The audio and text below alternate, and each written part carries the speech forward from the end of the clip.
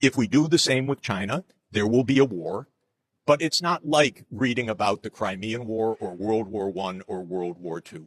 That's my difference. Let's let John in. Let's let John in. Spicy. I just want to ask Jeff a question on this. My argument is that this is the way the world works. Yes, I know. And it is. And it is. But if I'm describing how the world really works, how do you beat me? The reason is you've described a world, you've described, I think, better than any person I ever read or know, how American foreign policy works. I think it's likely to get us all blown up. You titled not because of John, but because he's made an accurate description of a profoundly misguided approach, which is power seeking. Even if you're safe as a regional hegemon, you're never safe if another regional hegemon does what you do. No, you can't allow that to happen, so you have to meddle every single place in the world. Now, all I'm saying, wait, let me just finish, because it's important. That it is important to say, try this in the nuclear age. You don't get a second chance.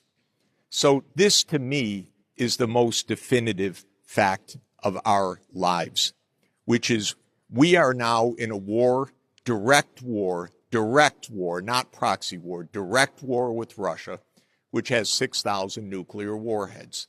I can't think of anything more imbecilic than that, aside from the fact that I know step by step, because I saw it with my own eyes, how we got into that mess because we thought we had to meddle up to, including putting NATO into Georgia in the Caucasus, of all places, and Ukraine. So we made that because we have to meddle because we couldn't let good enough stand.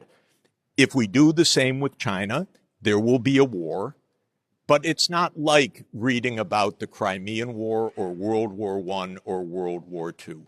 That's my difference. This is a fine theory that explains a lot of things, but damn if you can make ChatGPT or you can make Optimus or you can make all the rest, we can avoid nuclear war. So just do a little bit better than saying it's inevitable. All right, so we only have a minute left, so I want to give it to John. I just want to ask. He had a question. I know, but we only have a minute left, and it's Sax's we got to panel, add 5 minutes. so This is the best panel I've ever been on in my life. Can we just add 10 minutes? minutes? We got to add 5 or 10 minutes. The best panel. Is this the best panel ever? Wait. I feel like Sorry, John I'm calling an audible. We got 5 minutes. So before we leave this topic, John, your book is called "The Tragedy of Great Power Politics." You clearly understand the tragic aspect of how great power rivalry, great power competition can lead to disaster. What Jeff is saying is we're now in the nuclear age, and it's going to lead to nuclear war. So do we have to be on this path, or is there a way off of it? 2 points. In my heart, I'm with Jeff. In my head, I'm not with Jeff. I wish he were right, but I don't believe he's right. To answer your question head on, I believe that there is no way out. We are in an iron cage. This is just the way international politics works. And it's because you're in an anarchic system where you can never be sure that a really powerful state in the system won't come after you and inflict a century of national humiliation on you. So you go to great lengths to avoid that by trying to gain power at the expense of another power. And that leads to all sorts of trouble. Can war be avoided? I like to distinguish between security competition, which I think is inevitable, and war, which is where security competition evolves into war. I think war can be avoided, and we were thankfully successful in that regard during the Cold War. And hopefully that will be the case in the U.S.-China competition moving forward. Can I guarantee that? No. Does this disturb me greatly? Yes.